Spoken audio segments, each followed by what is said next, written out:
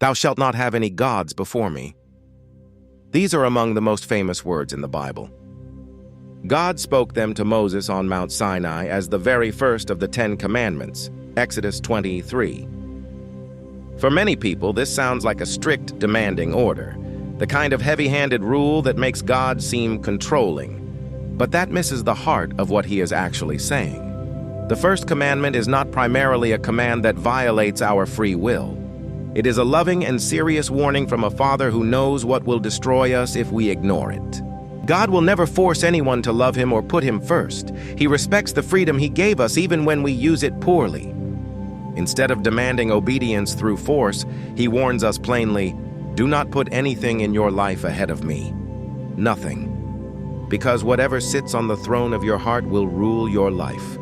And most things are simply not qualified to rule well. So here is the honest question we all must face. What is your God? Is it money? Many people chase wealth as if it will finally make them secure. They sacrifice family, health, integrity, and peace on the altar of financial success, only to discover that money cannot love them back, cannot heal a broken marriage, and cannot prevent tragedy. When money is God, you live in constant anxiety. Never enough, never secure. Is it status or recognition? Some people crave admiration, influence, or social media validation. They shape their entire identity around what others think of them. When status is God, your mood rises and falls with every compliment or criticism. You become enslaved to the opinions of people who are just as insecure as you are.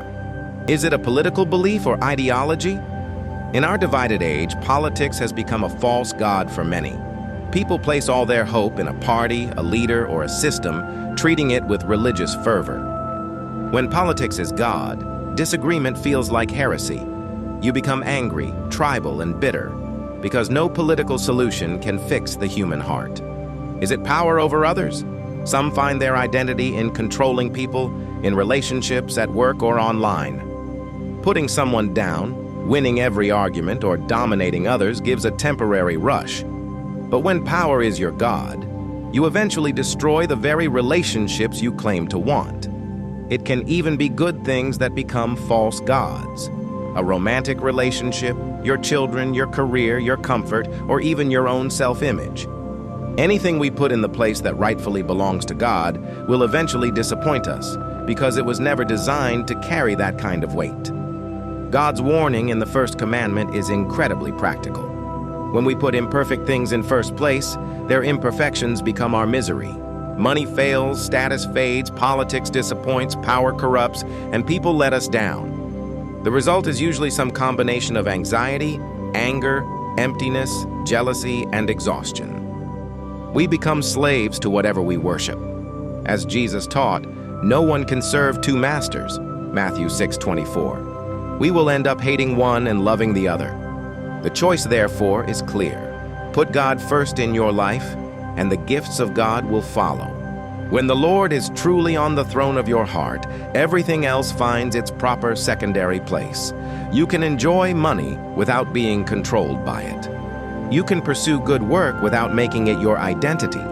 You can care about politics and justice without losing your soul to bitterness.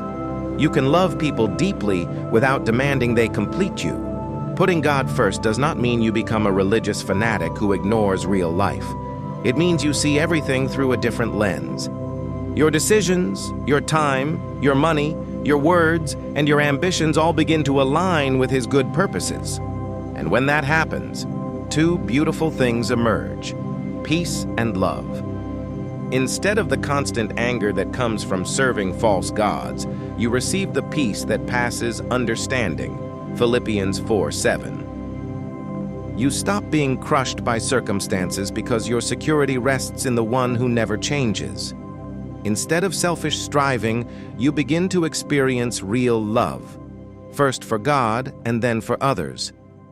As 1 John 4:19 reminds us, we love because He first loved us. When God is first, love flows more naturally. Jesus made this priority beautifully simple in Matthew 6:33. But seek first His kingdom and His righteousness, and all these things will be given to you as well. He had just finished teaching about worry over food, clothing, and daily needs. His point was direct. When you make God's kingdom your top priority, He takes responsibility for the rest. Not that life becomes easy or trouble-free, but you gain the peace and perspective to walk through it without being destroyed. The first commandment is ultimately an invitation to freedom. God is not a jealous tyrant worried about competition. He is a loving Father who knows that only He can satisfy the deepest longings of the human heart. Everything else is a cheap substitute. As St. Augustine famously prayed, "You have made us for yourself, O Lord, and our heart is restless until it rests in you." In our modern world, we are surrounded by powerful temptations to put other things first. Advertising, social media, politics, and entertainment constantly fight for that top position in our hearts. The battle is real and it is daily. But every time we choose to put God first, through prayer, obedience, trust, and worship, we take ground back from those false gods. Practical ways to live this out include starting your day with God instead of your phone, regularly examining your heart. What am I anxious about? What makes me angry? What do I sacrifice the most time and energy for? Being willing to say no to good things so that the best thing, your relationship with God, is not neglected. Practicing gratitude and contentment instead of endless comparison and striving. The beautiful paradox is this: when you put God first, you actually enjoy the other blessings of life more, not less. A marriage is healthier when God is first in both hearts. Work is more meaningful when it is done for God's glory. Money becomes a tool for good instead of a master. Everything finds its proper place when the Creator sits on the throne. God gave us the first commandment because He loves us too much to watch us destroy ourselves chasing broken gods. He warns us so we can live in the freedom and joy we were created for. The choice is yours every single day. You can continue serving imperfect gods that will eventually disappoint and enslave you, or you can choose the God who loves you perfectly, who sent His Son to die for you, and who offers you peace, purpose, and eternal life. Choose wisely. Put God first. Obey the first commandment, not out of fear, but out of trust in the one who knows you best and loves you most. When you do, you will discover that everything else falls into place far better than when you tried to control it yourself. You were not made to live under the tyranny of false gods. You were made for a relationship with the true God, the only one worthy of your whole heart. Give Him that place and watch how His peace and love begin to fill the empty space.